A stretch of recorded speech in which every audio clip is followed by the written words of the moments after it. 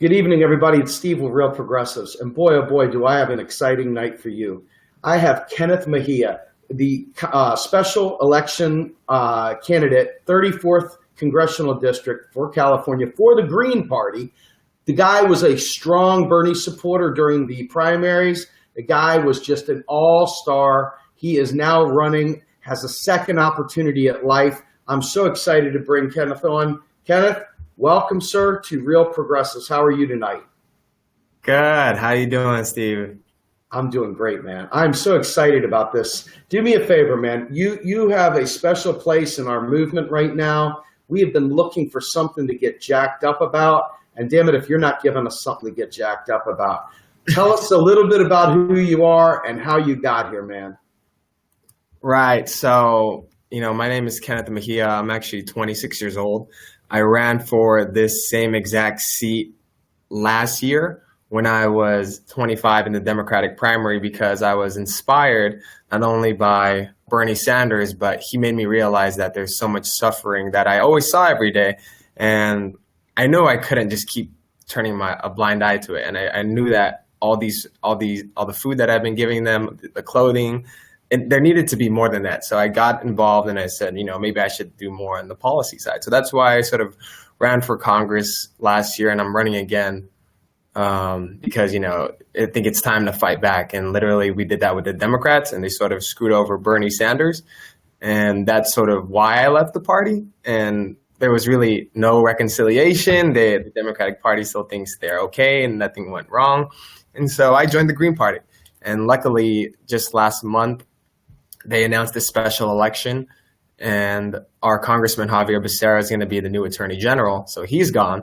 So right now there's a crowded race of like 28 candidates, and like 26 of them are Democrats, and there's one Green, which is me. So it's an open election. It's going to be a very good election because people could vote for any candidate they want.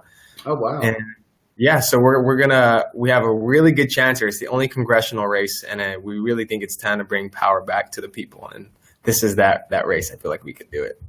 Well, okay, so I've seen some pictures. I'm not going to lie, man. I've seen some pictures of you with the bullhorn in your hand. I've seen you out there in the streets taking it, being real.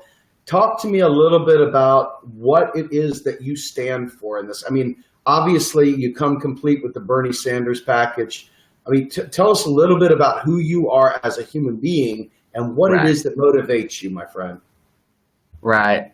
So, I mean, me as a person, I grew up in Silmar, which is about like in LA County. I was raised by a single mother who immigrated from the Philippines, and she took care of me and my three siblings. And she instilled education and hard work, just being a single mom. And she was also a nurse.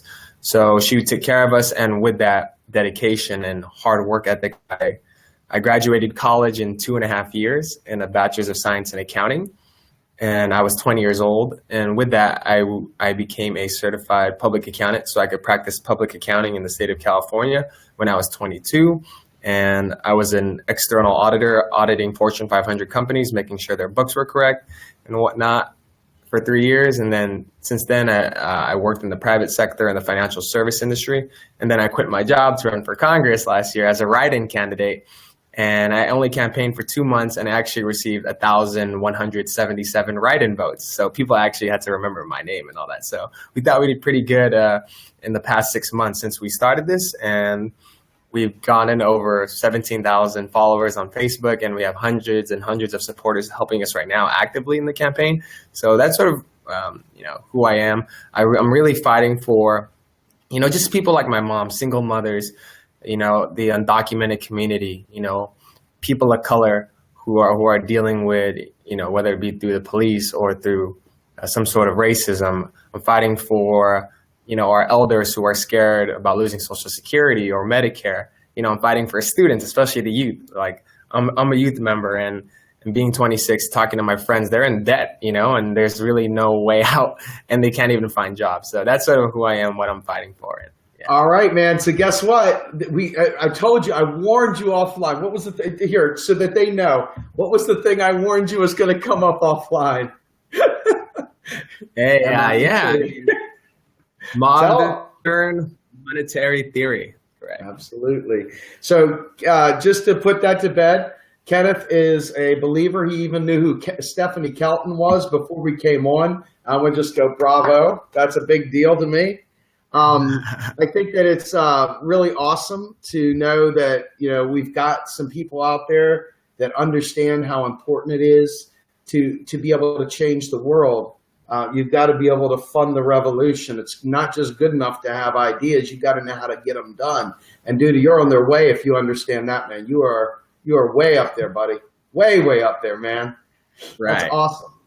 So tell me what's driving California, man. Tell me you've got an awful lot going on in California, and in your district in particular. What makes you uniquely qualified to tackle the problems within your district? Right. So, I mean, like in our district, there's so many issues, especially, this is basically the heart of Los Angeles, which is District 34. And so there's an array of issues that we need to address, whether it's poverty. 1 out of every 5 families live in poverty. A household of 3 makes less than $24,000 here. We have issues like displacement and gentrification, where you have developers coming in and they're building these new condos or new apartment complexes and retail spaces that are just kicking people out of the community, and they've lived there their whole entire lives. We have the issues of homelessness, we're the second largest homeless population in America after New York. So those are, big issues. And especially since we're a diverse community, we have the threat of Trump and his deportation policy. So that's also scary. And so those are some of the big issues. And I think what we bring is something unique that no one has ever done before. First of all, if you look at the race, there's 28 candidates and they're all Democrats except me. I'm a Green. So number one, I'm an outsider by political party, and I think people are sick of it, which is what we've seen in LA talking to voters. Number two, another I think great thing is, we're young. I'm 26. Our team is full of high school students, college students, all the way up to elders, people working 9 to 5. So it's very diverse. We're receiving no money at all from corporations or any big bucks. We've only raised like $10,000 in 2 months, while the Democratic side has raised over like $1 million. And so this is a really David versus Goliath type of thing. And thirdly, what we're bringing to the table are these new ideas. We're bringing forth a vision that we want to see for the direction of where our country is going, that we haven't been seeing brought by the Democrats or Republicans. And one of the big things, like you said, which we weren't going to talk about, but MMT is a big thing that no one really discusses in politics. So I would say those are sort of our advantages and what we bring to the table. Like we want to cancel student debt, for example. We want to provide single payer as a right. None of the parties want to do that wholeheartedly. We want to take money out of politics. It's just many things that we're doing that what you don't see from typical career politicians. So dude, you are my kind of guy, man. I will support you through and through. You have said everything that I got chills right now, just so you know. I don't get chills very often. You just gave me chills. So tell me, what is your polling numbers look like? I mean, you guys got any kind of intel as to what people are saying about you, where you fit in the mix? Yeah, there's been no polls. There's been one paid by a consulting firm, but I don't know if you rely on consulting firms. That one said we're like second place. So, and then second to last. And I was like, all right, well, obviously this is biased because they talk about your party, and LA is a huge Democratic stronghold. So, and no one knows it. This was done like in the first 3 weeks of the first month. So, yeah. So, all right. Let me ask you a question, because this is a great time to ask. We got people wondering, we've seen so much, even if it's not verifiable fraud, there is enough of appearance of evil, if you will, in the way that the voting has gone throughout the Democratic primary. And then, quite frankly, there was enough questions. Now, I think a lot of this is, covering up for Hillary's terrible candidacy. But right. There was enough issues throughout that time even that Jill even felt the need to go out there and do recounts. What is it that you stand for as it comes to the way we count our ballots, to fair elections and funding elections stuff? Talk to me a little bit about electoral reform, if you don't mind. Electoral reform. Yeah. Right. Electoral reform is huge. the way the current system is, it's there to shut out third parties or any sort of real grassroots growth, unless you're like an independent or something.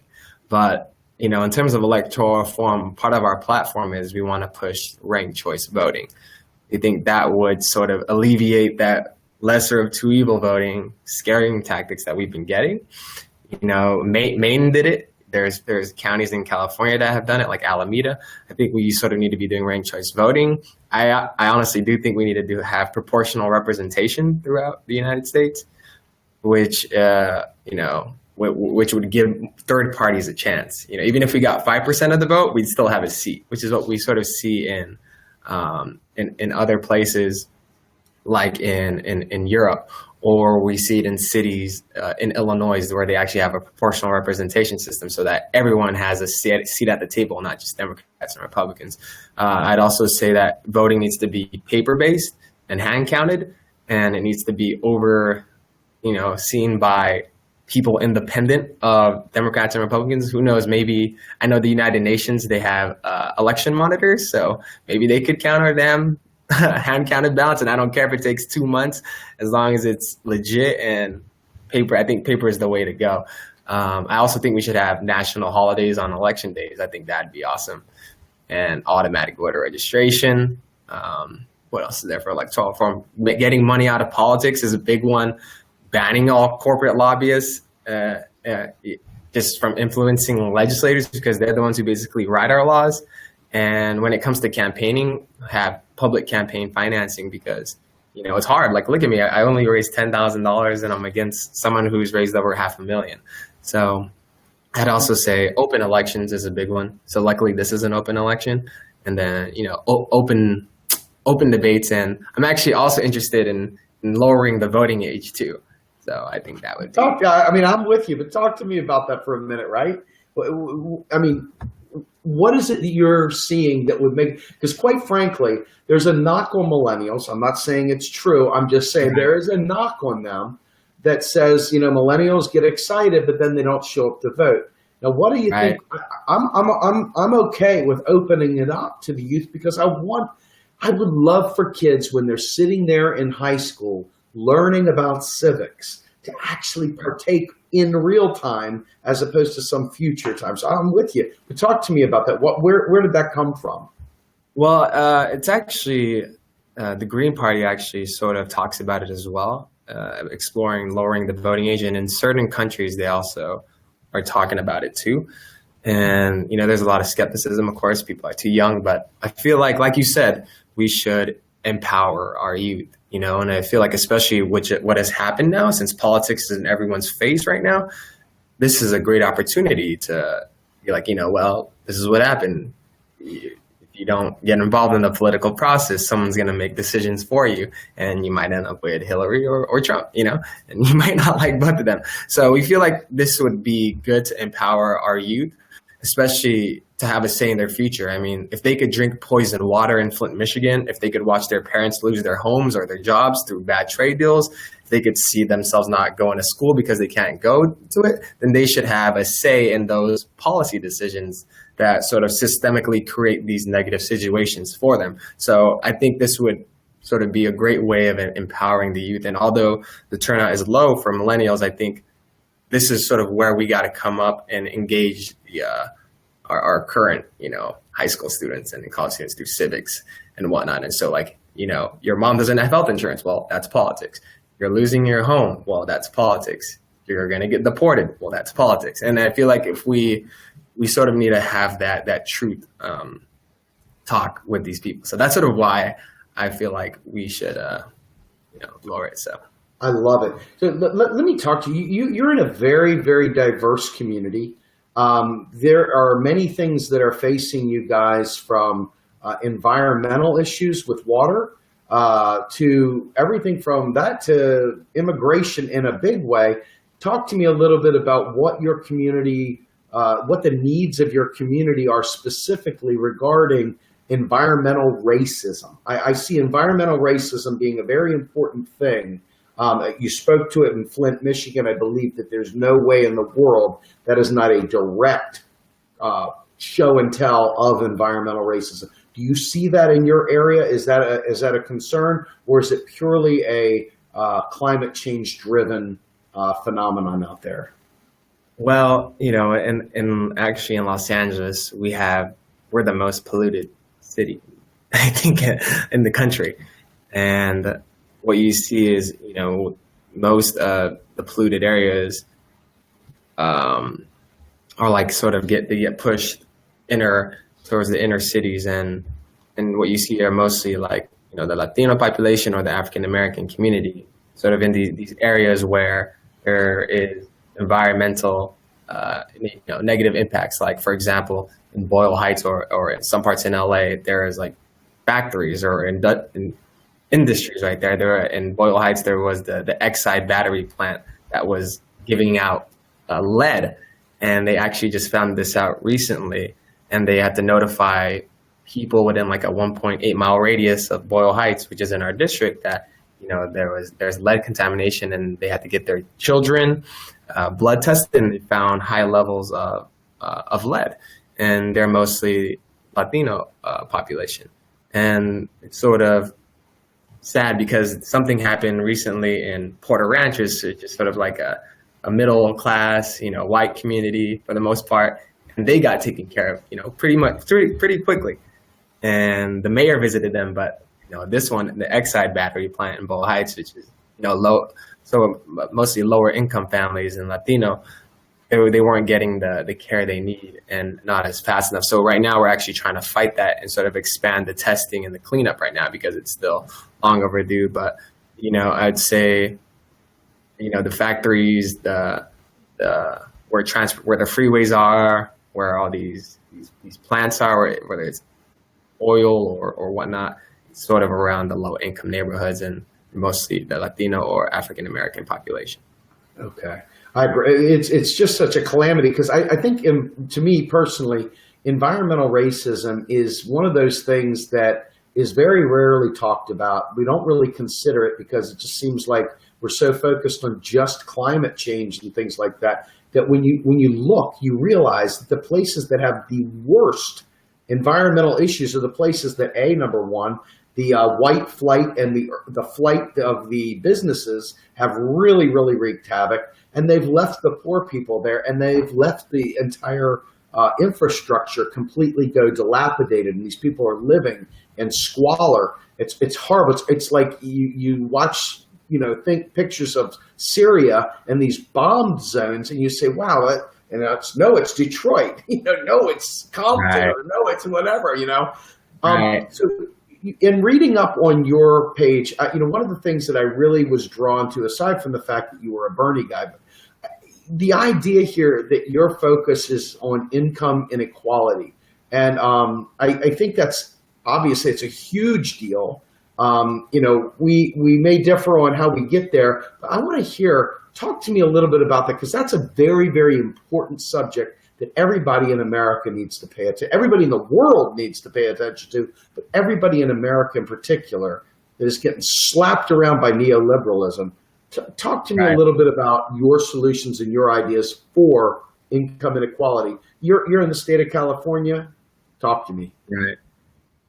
Right. So especially here in California and specifically in Los Angeles, like I said, I think our poverty, the amount of people we have in poverty is actually more than the United States. Like I said, 1 out of every 5 people live in poverty here, and the average median income for a household of 3 is actually $38,000, while you have rent in LA ranging from $2,000 to $4,000, and the median average rent is like $3,700. So it's absurd. Like, you can't afford anything. You sort of can't, catch a break. And that's sort of where income inequality comes in. And that's sort of what drew me to Bernie, because I saw those people growing up. And I feel like if we could solve income inequality, we could sort of solve a lot of issues like crime or poverty, or just, having food on the table, something simple like that. Because right now, even that's tough to get.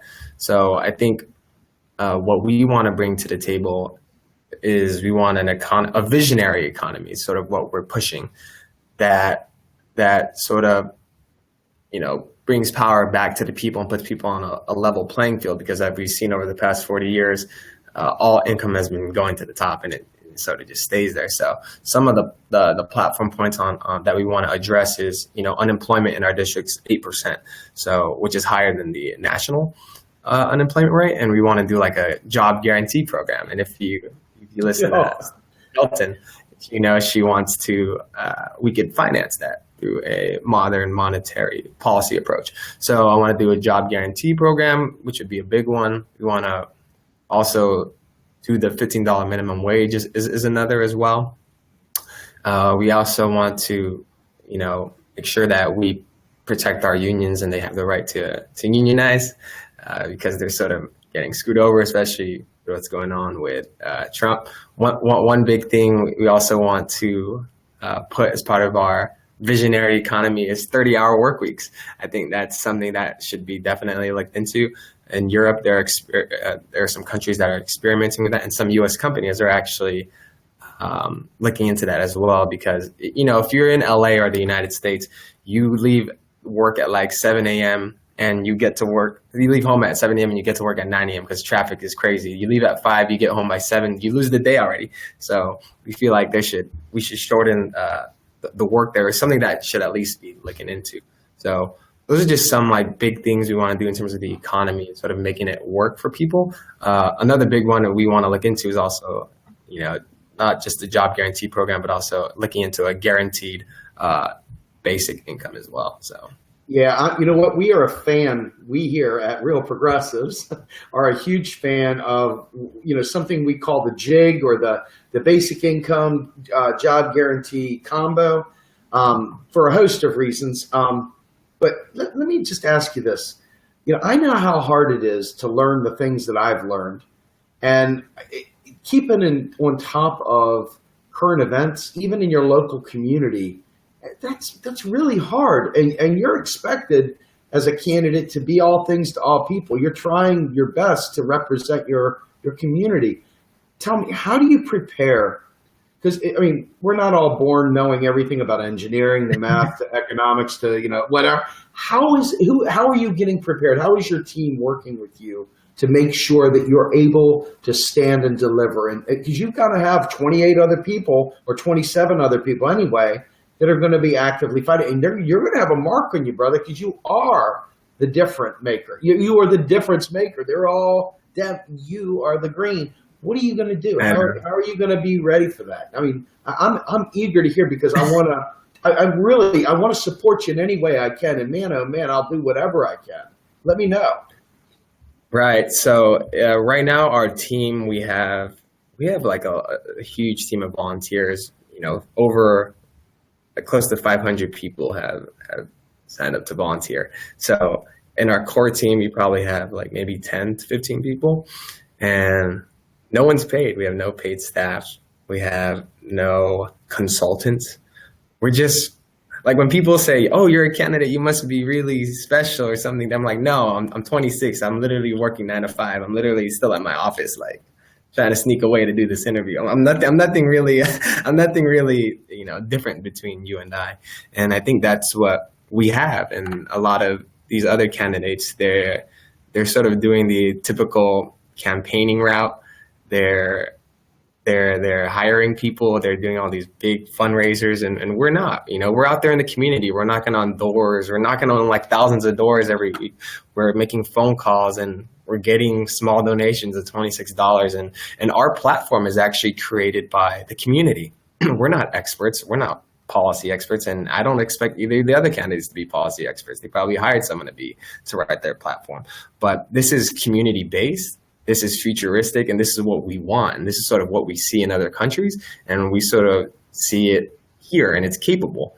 But a lot of people don't know that. So this is really a community-driven people's campaign, and there's really nothing to it. And I'm proud of that, and I'm proud of our volunteers. And I want to say thank you to our volunteers, especially in the East Side Greens, the Central LA Greens, the Northeast LA, and the West Side. So, yeah.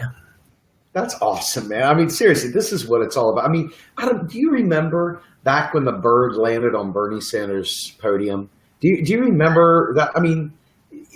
This to me, helping you in any way, shape, or form helps that bird find a home, in my opinion. I mean, that's what we're looking at here, man. That's like big stuff. I'm serious. I sat there, full disclosure, I'm one of those guys that has no problem letting the tears flow. And I sat there when Bernie Sanders spoke at Liberty University. It's my favorite moment of the entire campaign.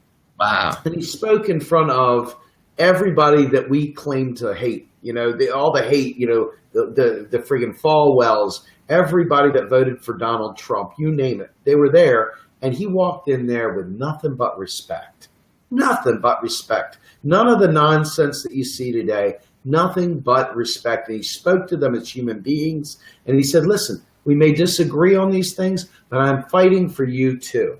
And I'm telling you right now, I just sat there, I was like, I got to hide my eyes so I can get off a good cry real quick. I mean, it was like that kind of stuff throughout the campaign that made me work around the clock. It sounds to me like you got a little bit of that flavor going on for you, man. I'm serious. It's a big deal. Thank you. Talk to me about the flavor. Talk to me about the way you're being supported, man, because it sounds to me like you got that special something. Right. I mean, Bernie definitely got me involved in the political process, but it's always been something growing up, with a single mother and seeing my friends, like if they had trouble paying for their tuition or just finding a place to eat, or just going around LA and seeing people live on the roads or it was always something that bothered me. And I always, asked my mom, like, hey, can I have some money to give to this person? He's like, okay. So it was always something that I felt like you always had to be compassionate. And I feel personally, if you can do anything with compassion, whether you're working an accounting job, you're a filmmaker, or you're a politician, if you sort of lead with compassion, you can sort of get anything done, even if people are against you, because you're fighting for them at the end of the day. And one day they'll see that, hopefully. So it's really, I'm just compelled to help people, and I hate seeing people suffer, especially through policy making decisions by people when we're clearly capable of fixing these situations. So. Amen. So I want to talk to you a little bit, and you know what? I don't mind if you disagree with me here. In fact, I encourage you to have a discourse. There's no judgment here on this, okay? But what I've talked about at length is the viability of a Green New Deal, or for that matter, Bernie's plans, are all highly dependent on getting people to feel the momentum, get the momentum going, and then be able to win some people from the other side of the aisle, because we don't have the numbers right now to win these things without appealing across the aisle. So most of the people on our team are super far left. Very, very, I think progressive might even be weak for what some of us are. But we're definitely everywhere now.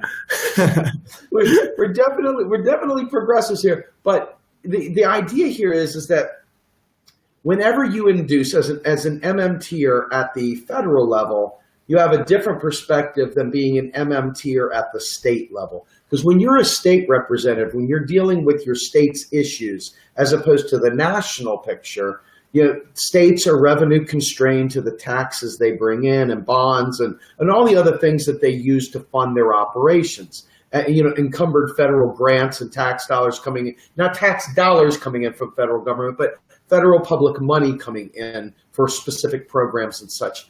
At the state level, you have a very different set of constraints. But my thoughts are this. I know I used to be a Republican. I was a Republican for a very, very long time. In fact, my background, if you looked at all the years of my life, most of it was as a Republican. And I know that I would say 75% of Republicans are not much different than many of us. What they have is a difference of opinion. They believe in this work ethic, this Calvinistic work ethic that kind of comes from their church, that comes from different things. And the concern that they have is they don't want to enable bad behavior. They don't think about it through it's not like their motives are horrible. It's just that they have a different set of priorities. So as you think about the value of MMT in making these kinds of Green New Deals and the income inequality solutions you're seeking and so forth, the thing that makes them appealing to Republicans is that it's not a one-for-one. We don't have to tax to equal out that. So you can shed away some of the bullshit that you'll get from Republicans and get these things passed. And then later on, after we've got single-payer health care, after we fix the environment so our kids have a planet to live on, well, they'll have a planet that just won't be inhabitable. After we get these things taken care of, then we can go after the rich and do it. Because if we solve for income inequality with the job guarantee you put out there, that right there is a huge lift. That is the biggest lift of them all, because no longer can businesses whip their employees with the threat of being completely destitute if they fire them. So my thought is this, and I know we've talked about it, I know that your stance is slightly different. My stance is I don't think we can win a dual battle for each of the issues. We're going to be stuck just getting one little thing done, if that, if we go for issue of get the program and then jack up taxes. People sit there and say, Steve's not for taxes. I'm like, liar. I am for taxes. I'm just for people having Medicare for all first. Talk to me a little bit about your strategy. I know that you want to raise taxes heavily. That's your platform. I'm not against that. I just see them as two separate operations. Talk to me a little bit about your approach. Well, I wouldn't say raise heavily. Raise heavily. Well, you taxes, know what I mean. say. I'm sorry. Yeah. I would say, there's a specific group that we would tax, and there would be, the top 2% of American households, and I believe it's those who make over $250,000. And I don't think a lot of us make $250,000. But that coupled with, as well, through the Federal Reserve, as you know, since Congress has the power of the purse. So it was sort of, and speaking of Republicans, and I know many who actually like Bernie. Like I'm from, like a lot of my family members are Republican. But they liked Bernie because he sort of affirmed what everyone knew, which was politicians are corrupt. He knew that, and people like my family and other Republican friends, they knew that too. And I think that's why a lot of people, they sort of connect with Bernie, because they're seeing all this money get jacked up to the top, and those people at the top are lobbying Congress, and then they're the ones getting the huge tax breaks. And and I think one thing Republicans and sort of us on the way left can agree on is that these 1%ers are corrupt, and they're taking all this damn money and they're keeping it to themselves, and they're literally buying legislation that works for them. So that's sort of how I would reach across from it. We're not taxing everybody or heavily. It would just be, like the top 2% and above. So. Absolutely. Okay. So talk to me, what was your first run like? I was trying to ramp up to this, but I'm curious, what was your first run was difficult? You were running against, someone heavily favored. Talk to me a little bit about what your first run is, how you came into being on the second run, so we can get I want everybody to know who you are, man, because I want to put the call out, man. I want to get you some help, brother. Yeah, I mean, our campaign actually has gone pretty viral since last year.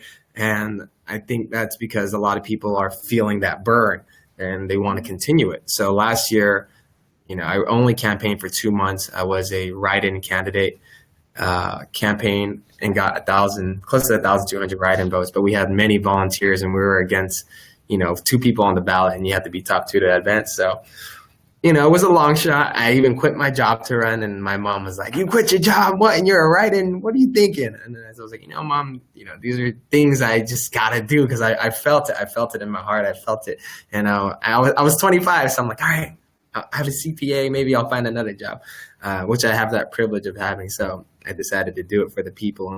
And since then, I've just been dedicated on the issues, continuing to help the community. We're out there in Skid Row every month, giving meals to the homeless, doing community cleanups, and doing marches and rallies to raise issues. And that sort of continued on to where we are now. And I think this is a very unique situation that we're in, because this is the only congressional race in the country right now. So if people really want to make history, we don't care if you're Democrat or Republican. If you're for the people, then we're with you, because we're really for the people, and we're sort of sick of this 2-party system that doesn't care for any of us. So like this is a very unique opportunity, and I'm proud to represent the Green Party and sort of give people that new option. Because if there's any place that can make a revolution happen, especially a progressive one, it's here in LA. So, Amen. So I want to talk to you a little bit. I don't know if you've heard of this group, but we support an umbrella group. They're not a party per se. They're looking to be like a tribal council of the left, if you will. And Erikel Bloss is the leader, or she is the starter of the Progressive Independent Party, and we co-sponsored the Occupy inauguration. And I've been hearing about you throughout that time. Everybody was like, "You got to interview this guy. You got to talk to him." But this particular movement, it's really kind of interesting to watch all the different factions, because quite frankly, we've got a lot of, hey, I'm the People's Front of Judea, and hey, I'm the Judean People's Front, so we can't be together. But the reality is, if we're that splintered, it's not even like peeing into the ocean, man. I mean, we aren't going to make any splash. We got to unite. We've got to find a way to unite, and not fake unite like some of the people on the corporate Democrat side that just want us to let bygones be bygones and go ahead and start supporting neoliberal Wall Street trash. So talk to me about your perspective on coalition building, because it sounds like you got a great perspective on that. I just want to hear your thoughts on that, because you got groups like the Justice Democrats, who I'm leery of, just straight up I'm leery of, and you've got other folks that I'm leery of because I think they're co-opting a message, and I could be wrong. I hope I'm wrong, because I want to be successful. But so far, my indications are it seems like pop culture version of revolution, not real revolution. And we need a real revolution to solve the problems we have. Talk to me about coalition building. Right. Especially for our campaign, we actually have people from the Party of Socialism and Liberation helping us. And we have other socialist third parties helping us too with our campaign. So we're actually doing this coalition building as we speak, because people are sick and tired of, Democrats and Republicans. And they are doing this because we unite on the issues, and they're supporting us, not because we're Green Party, but because what we're really fighting for cannot be tied down to any one donor or special interest. And we can't be tied down by our party, no matter what happens. So I actually met Erikel Bloss at the People Summit, and she's actually really cool, and definitely interested in PIP and whatnot. So I think we need to sort of unite on the issues, even progressive Democrats. Even if you're a progressive Dem, we have Democrats on our team helping us too. And I think it's because they sort of see what we're fighting for, and it's something revolutionary that nothing has ever done. So we unite on the issues, and we sort of march differently, and how to get to accomplishing those issues. So, and I think real people will recognize that. I think that's great. Yeah. And one thing is, like, when we talk about Democrats being, crappy people, corrupt people, we're talking about the party. We're not talking about people, personally, because I know a lot of people get in their feelings and they're like, "Oh my God, you're talking about me." Like, no, chill. We're not talking about you. Like, it's not about you. It's talking about your party. So that's also I want to say. Yeah, no, the feels get in the way an awful lot with making good points. And it's like, listen, daggone it, the Democratic Party, they say what we want to hear, right? I mean, they do to a degree. They say what we want to hear. And then you look, and when Bernie was running, who was silent? Who's the one person you thought would be vocal supportive of his? Elizabeth Warren. I call her Elizabeth Drug Warren, because she mocks people for wanting to legalize marijuana. That makes her a zero starter for me. She couldn't get my vote if Hillary were running. That's how much I despise her now. But the reality is that the drug war in LA and throughout California was on steroids forever. Now, talk to me a little bit about what the situation is now that, you've got the culture changing in the country little by little with legalization taking over and so forth. What's it like in California, and what are you facing in particular in your community? In terms of the drug culture or marijuana or whatnot? Well, in terms of the legal struggle, in terms of the political climate as it pertains to your district. Right. I mean, for California, they just passed the legalization of the use of marijuana recreationally. And so from what I've seen, because I'm always walking around on the street and whatnot, I don't see anything different. There's really nothing on the news that has changed dramatically. So it's like, it's anything, to me, it's like alcohol is now legal, so nothing crazy, nothing I've seen that's gone crazy. Well, so okay, let me frame it slightly differently, because this is the big concern I have. The state of Pennsylvania just recently passed legislation to enable a version of medical marijuana. It's not terribly robust. It's not terribly exciting, and it's definitely not a people-driven thing. It's very, very fear-based. A lot of restrictions, a lot of concerns, and so forth. Fake concerns, because let's be real. I mean, you can buy a shot of tequila, which will wipe you out in a heartbeat. Whereas Right. I think the worst thing that'll ever happen is you'll eat too many Doritos if you smoke dubage. So the question I have is, what is law enforcement like out there? Because for years and years and years, you saw NWA and others talking about the drug war, and you see the Crips and the Bloods and all the other things. What is that like at this point, and how big of a concern is that to you as you trudge forward? Because let's be fair, it's part of pop culture, but it's also a part of real life in LA. Talk to me a little bit about that. I think they're actually in the city council, on the city level, they're trying to pass a bill called Measure M, that they're sort of how they're going to oversee the use of recreational marijuana right now.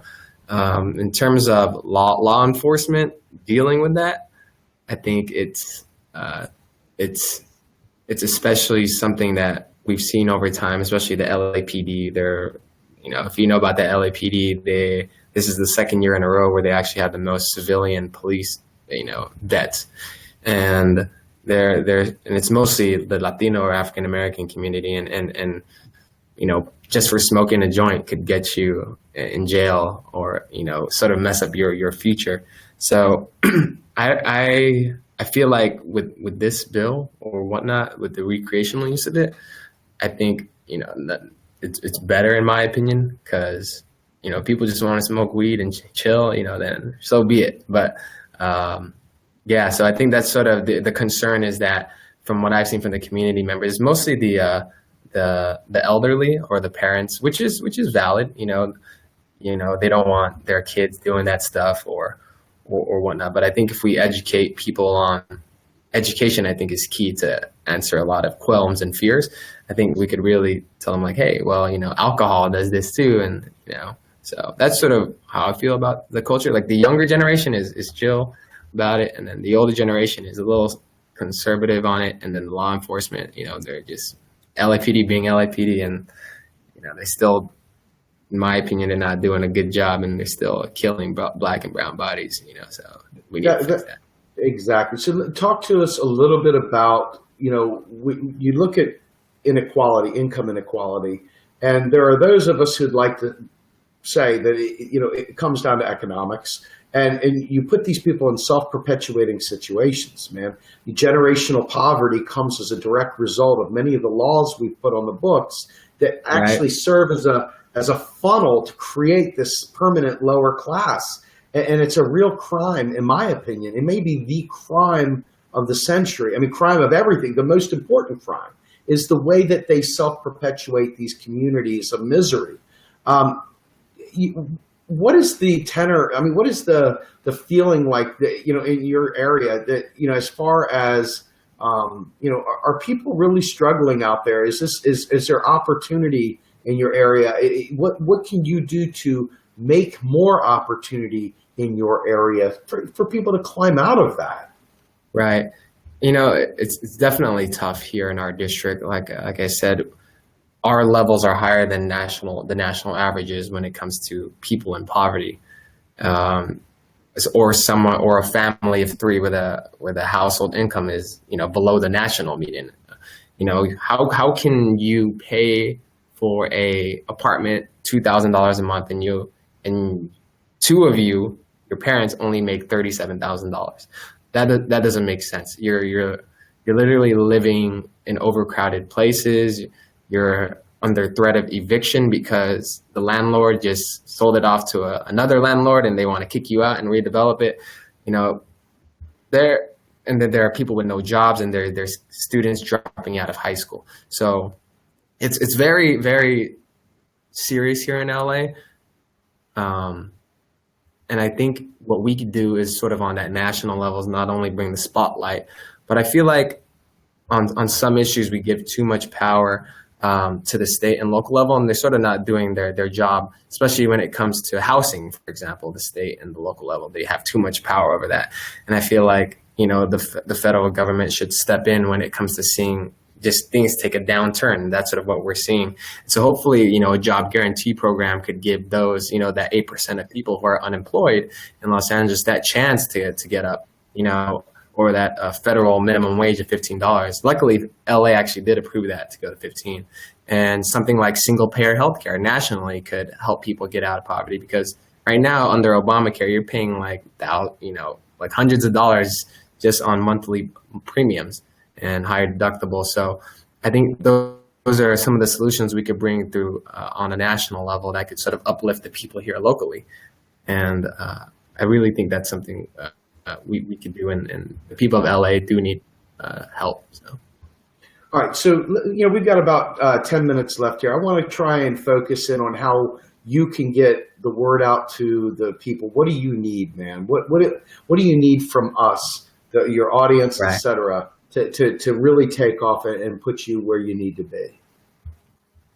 Right. So I think this is definitely the hardest thing is the volunteers. You know, although we have like 500 volunteers, we want more. You know, this is only one congressional race. Let's have 10,000 people volunteering for this campaign, because, you know, we could be keyboard warriors all we want on Facebook and rant, but nothing will change unless you actually get involved in the process. And so what I say is, you know, if you put 1 hour a day, it keeps your Facebook rants away. So if you get involved, what you could do is, if you're out of LA, out of state, you know, make phone calls, make 10 phone calls to 10 people and tell them about our campaign and why they should support us. You know, if you live in Los Angeles, come out and help us knock on doors. Like, we need the help. And if you can't do either, donate. We definitely need help donating funds, because like you said, you know, we're the lowest, you know, amount of money raised, $10,000 in 2 months, while other people have raised over $500,000. So this is really a people-driven campaign. There's nothing, and that's what makes this special. So the more you put in, it makes our chances greater of actually winning this thing. And it's actually pretty high. A lot of people in the area actually know us already. So we just sort of need that help. So get involved. I could give you the link later or whatnot. So I'm gonna, as we finish this up, we are gonna put links at the top of the narrative. So whenever everybody shares this, and people, we need you sharing a lot. Right. But, you know, as we share this around, it'd be great to get the word out. You know, we are an educational organization. Our goal is not to specifically support candidates directly, but you support the issues that we are pushing forward. And I think that that's a very important tie-in right there, because the people need to know that they're not just signing off on a young kid. That's nice, check. He's Latino, that's a check, blah, blah, blah. They're signing off on a full-blown man who has everything going for him. You're smart. You have the right heart. You have the right issues. You have the right everything. And right now we have the right opportunity to elevate you and put our time and our money where our mouth is. I think that's a great message, man. It's a great message. All right, so I'm going to give you one final thing. I'm going to let you go ahead and take us out of here, brother. What do you got left, man? What do you want to say to the people? Yeah, I just want to say this is a historic opportunity that we have here. There's only one congressional race going on in 2017, and this is it. You know, I'm 26 years old, and I feel like it's time for a change. I'm in the Green Party. We want to bring power back to the people, and we want to do it unapologetically without getting destroyed by our own party or our donors. And I think that's what we have. That's something special here. And when people question our inexperience, oh, he's too young. You know, there's a reason why they made the House of Representatives minimum age 25 years old. But no one really knows that. The average age right now in Congress is 57. They made it 25 because anyone should have a chance to be a part of the political process. They wouldn't just put 25 for a reason, but they said that there should be an array, this sort of diversity in Congress when it comes to age, when it comes to experience, and sort of that, and that's what we bring, And I think that people should realize if we get elected, I'm only one person out of 435 people in the House of Representatives. I don't make all the decisions, but I'll be there to make that force, And one thing that we're seeing candidates do is they're saying, I could do this. And it's like, no, you're not going to do that. Like, especially under a Trump presidency, you don't even have the majority. So this is that special opportunity to actually have someone in there who is an outsider, who's going through unconventional ways to sort of bring about change, which is what we haven't been seeing from the Democrats and Republican Party. So this is a very unique opportunity. We're carrying on Bernie Sanders' message. One thing I want to say is I'm not Bernie Sanders. I'm Kenneth Mejia, and I'm proud of it. And we make our own route. We make our own message, and what comes out from our heart and our hand, what comes out from our hands and my mouth, comes from the heart, and it comes from the community. So I think this is a really special moment, and I hope people could get involved because, this could possibly be in the history books. And we'll say, oh, he had an interview with Stephen on Real Progressives, and it's on the history books. So boom, like our kids are reading it, and it's like, well, you guys are part of this movement. So it's not a campaign. I want to have you back, man. I want to be able to have you back. When is the actual election? What is the day of the actual election? Right. So the important dates are Tuesday, April 4th is the special election, and it is a open primary. So voters can vote for anybody they want, regardless of their party affiliation. And right. So, but early voting begins March 6th. So we have about less than a month to actually reach voters. So all the help we could get. You got it, man. You got it. So Kenneth, with that, I'm going to thank you very much for spending your time with me tonight. It was a pleasure to meet you, my friend. I'm so excited, and I really do hope we can have you back soon. Thank you, Steven. You're welcome. Thank you, guys. Thank you, Real Progressives. Absolutely. MMT. Right, yay! I love it. MMT. All right, man. Have a good day, buddy. All right, thank you. Yes, sir. Bye-bye.